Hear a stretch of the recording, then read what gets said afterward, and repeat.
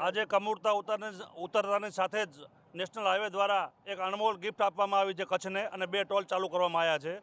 આપણે આપના માધ્યમથી અમે રિક્વેસ્ટ કરીએ છીએ કે ટોલ કચ્છની પ્રજા આપવા માટે એકદમ ખુશી તૈયાર છે, પણ આ પૂરી સર્વિસ આપો, રોડ સારા આપો. અમે ખુશી ટોલ દેવા માટે તૈયાર છીએ.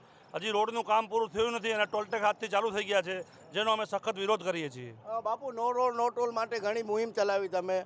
જિલ્લામાં કેટલા ટોલ છે, કેટલી આવક છે, 2 ટોલ બીજા શરૂ થયા છે, શું કહેશો? ટ્રાન્સપોર્ટરોને કેટલી સમસ્યા?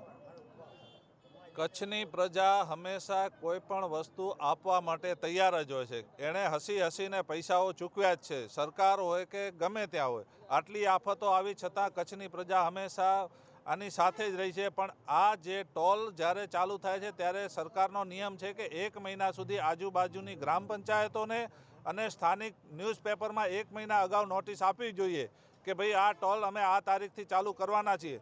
પણ આ તો એક સરમુખત્યારશાહી જેવું વલણ અપનાવી ગઈકાલે પેપરમાં નોટિસ આપી કે આવતીકાલે, કેમ કે ગઈકાલે રજા હતી ઉત્તરાયણની, અને ઉત્તરાયણના દિવસે તમે જો જાહેરાત કરો છો કે ભાઈ ટોલ અમે આવતીકાલથી ચાલુ કરીએ છીએ, તો એ કચ્છની પ્રજા માટે અન્યાય જ છે. અમારી રજૂઆત એ જ છે કે જ્યાં સુધી આ ટોલનું સંપૂર્ણ કામ પૂરું ન થાય ત્યાં સુધી આ ટોલ ટેક્સ ચાલુ કરવા જોઈએ નહીં.